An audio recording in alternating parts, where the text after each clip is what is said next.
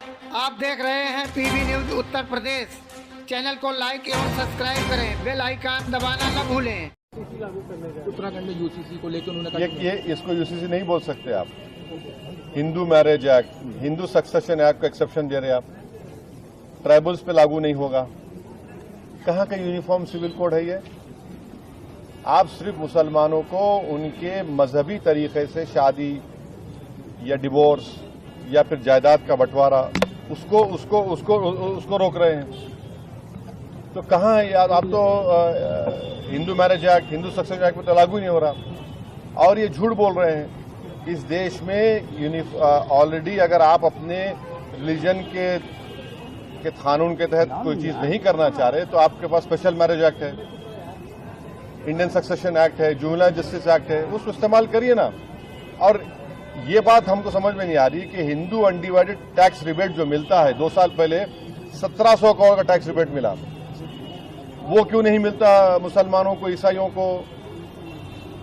ये तो right to equality के खिलाफ है। और आप यूनिफॉर्म सिविल कोड की बात करते हैं, मगर कोई अपना मजहब हिंदुइज्म से चेंज करता है तो उसको परमिशन लेना पड़ता है। तो कहाँ का यूनिफॉर्म सिविल कोड हुआ ये? सर, कहीं ना कहीं ये जो वक्फ एक्ट है वो सीधे तौर पे मुसलमानों से जुड़ा हुआ है। देश के मुसलमान क्या चाहते हैं? वो ये जो एक्ट है वो लागू होना चाहिए। कौन सा एक्ट? वक्फ अमेंडमेंट एक्ट। देखिए, जहां तक हम जानते हैं, मुसलमानों का एक बहुत बड़ा ऑर्गेनाइजेशन है, all India Muslim personal law board, जिसमें मुसलमानों के मुख्तलिफ मसलक और मुख्तलिफ ऑर्गेनाइजेशन, सोशल, रिलीजियस सब हैं। सब ने उसमें पर्सनल लॉ बोर्ड ने इसको रिजेक्ट किया है। और सब ये कह रहे हैं कि 2013 का जो कानून है वो बेहतर है, जो प्रिंसिपल एक्ट है। आज आप कोई कानून ला रहे हैं तो वक्फ की जायदाद को बचाने के लिए नहीं, वक्फ की जायदाद को बर्बाद करने के लिए ला रहे हैं। आप बताइए कि वक्फ बोर्ड में नॉन मुस्लिम मेंबर कैसे होगा? उत्तर प्रदेश में काशी विश्वनाथ बोर्ड है, क्या कोई नॉन हिंदू मेंबर बन सकता है? नहीं बन सकता है। आप कह रहे हैं कि अगर कोई मुसलमान जो 5 साल तक इस्लाम फॉलो करेगा वही प्रॉपर्टी वक्फ को दे सकता है, माने फिर वो 5 साल तक किसी और धर्म के स्थान को दे सकता है प्रॉपर्टी, मगर मुसलमान को, मस्जिद को या दरगाह को नहीं दे सकता। तीसरा, आप कह रहे हैं कि कलेक्टर को हम पावर देंगे। कलेक्टर कैसे पावर देगा? वो तो प्रिंसिपल्स ऑफ नेचुरल जस्टिस के खिलाफ है। कलेक्टर तो गवर्नमेंट का अपॉइंटी होता है। हाँ। चौथा, आप कह रहे हैं कि वक्फ बाय यूजर खत्म कर देंगे। वक्फ बाय यूजर तो अगर खत्म होगा तो फिर उत्तर प्रदेश में 95% वक्फ प्रॉपर्टीज वक्फ बाय यूजर, उसका क्या होगा?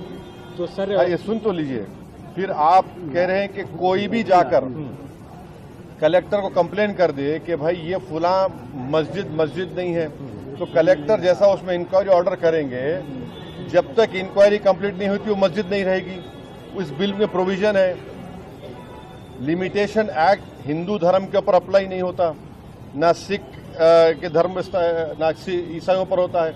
आप सिर्फ मुस्लिम जायदादों पर लिमिटेशन एक्ट को अप्लाई कर रहे हैं। तो ये वक्फ प्रॉपर्टीज को बचाने के लिए कहाँ लाया जा रहा है बताइए हमको?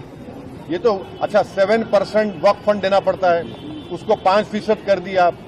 तो ऑल इन ऑल ये वक्फ को बर्बाद करने के लिए, वक्फ की जायदादों को लूटने के लिए इस तरह का मोदी सरकार कानून लाने की कोशिश कर रही है। तो सर, इतनी सब बातों के बाद भी अगर ये एक्ट आ जाता है तो उसके बाद आप लोग क्या करने वाले हैं? देखिए आगे क्या होता है। CAA का प्रोटेस्ट हुआ था। हाँ।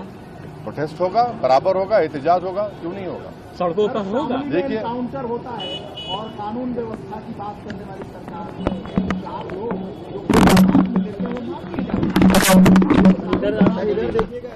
ये तो